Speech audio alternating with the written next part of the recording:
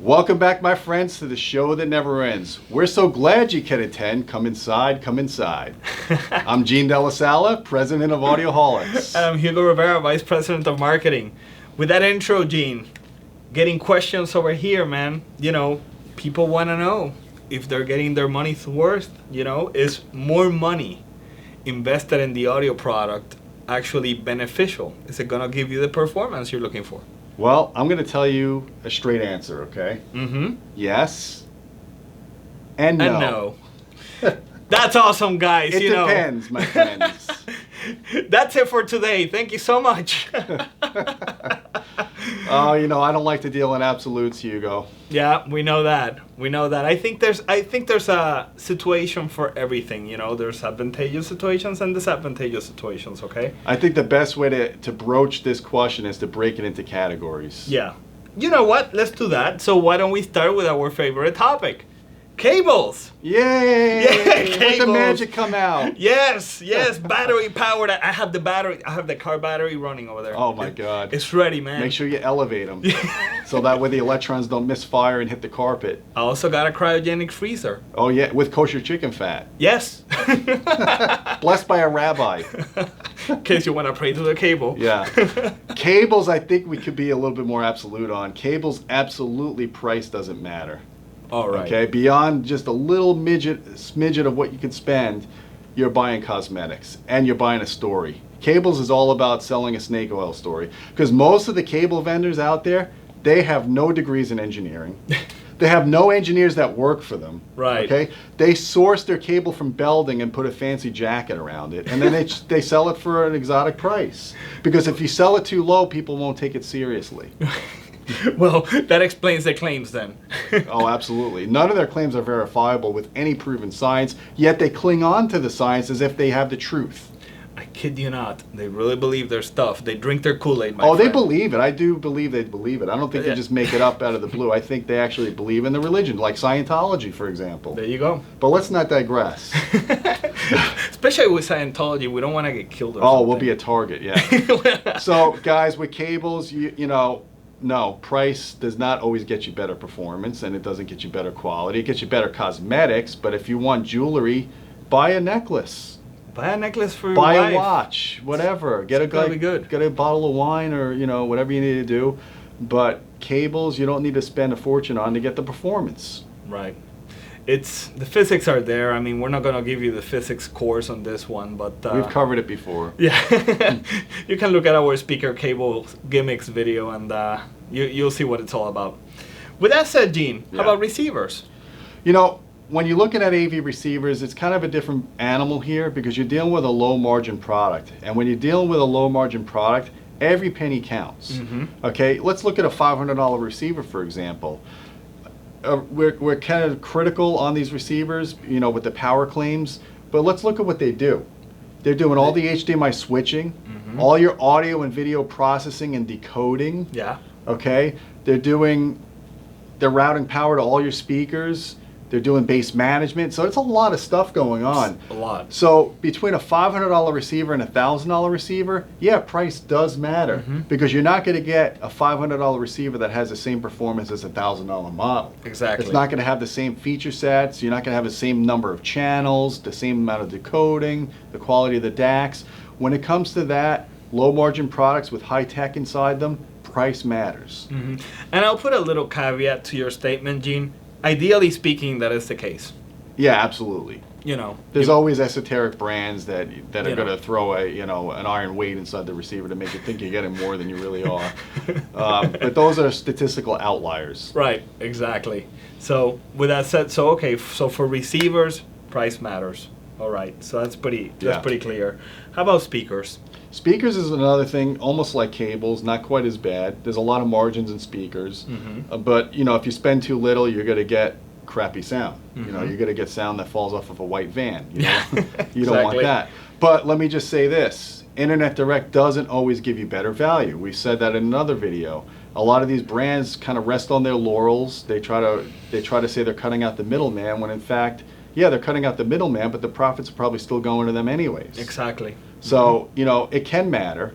When you're dealing with the mass market stuff and you're dealing with the high volume stuff, especially like the cheap, like the Andrew Jones kind of speakers, price does matter because they're literally putting every dime into the performance of the product, not into the cosmetics. Right. But when you go to these high-end shows and they have these $200,000 speakers and they have a $90,000 speaker, price starts becoming a little bit ridiculous, and you're buying a story again. You're buying cosmetics. It's true. You know, I listened to a pair of speakers at a trade show, and the guy was basically bragging at the fact that he used wooden cones in the drivers, spinning vinyl with Grace Jones records.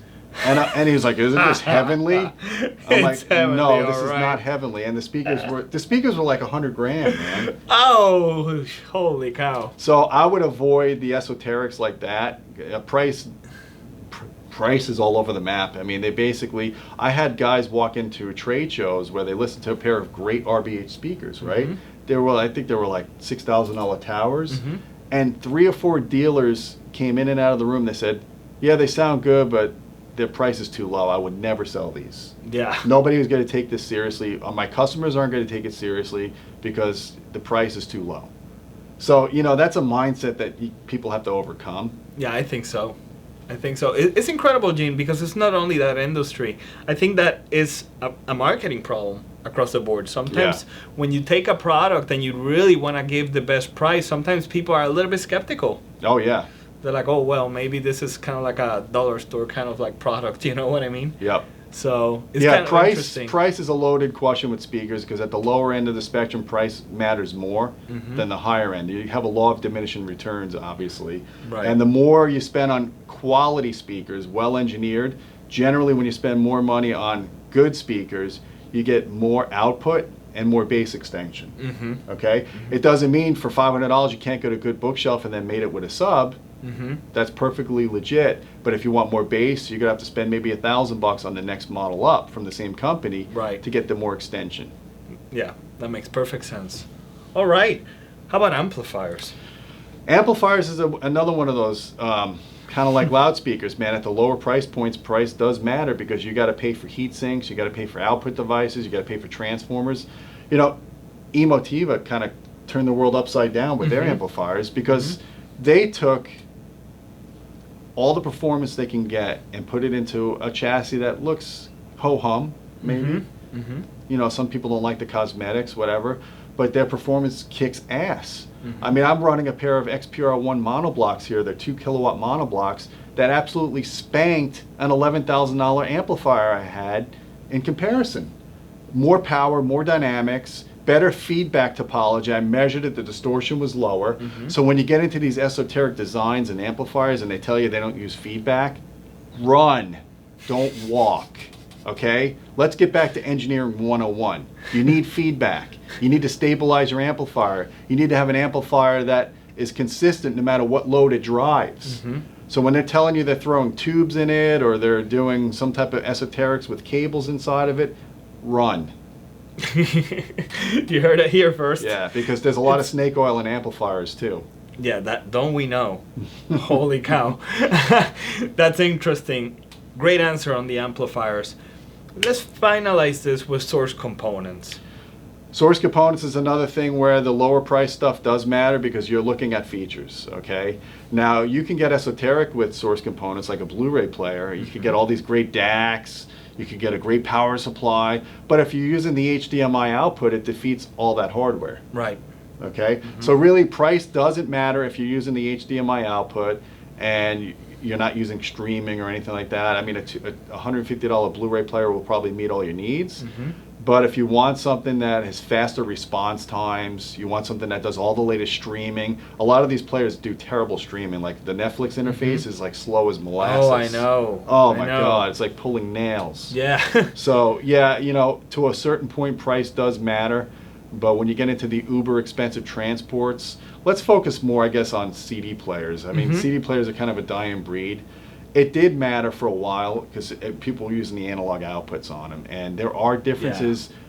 I know people don't want to often believe this, but I've heard and measured differences in CD players on the analog outputs. And it's because of the DAC implementation. It's not just the brand of chip they use, it's how they implement the filter topology, how they implement the layout, how they do the power supply. You got to look at the out-of-band noise rejection. There's a lot of things that involve in determining the sound quality of a digital device.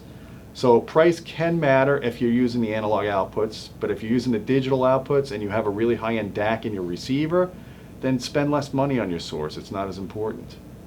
That's good advice right there. Excellent. Cool, Gene. Anything else you'd like to cover? I think we covered all the grounds here. Just realize that you need to do your research. Yes, absolutely. What are your budgets? I wonder what people's budgets are out there, and what kind of system for, because obviously if you're going to set up a 2-channel system, your budget is going to be different than like a home theater system. I'm curious too to see where you guys spend most of your money. I mean, I'm guessing the bulk of your money goes into the speakers, which is where it should go. And I'm certainly hoping that the bulk of your money is not going into the cables. We do have a great video on budgeting, Gene. So I may link that one over here just in case, because I don't want any of our guys out there to just be misled and start pumping the money there, Excellent. So I'll do that. Anyway, so with that said, thank you for watching. Click like if you like this video, and also share it with your friends. And until next time, keep listening.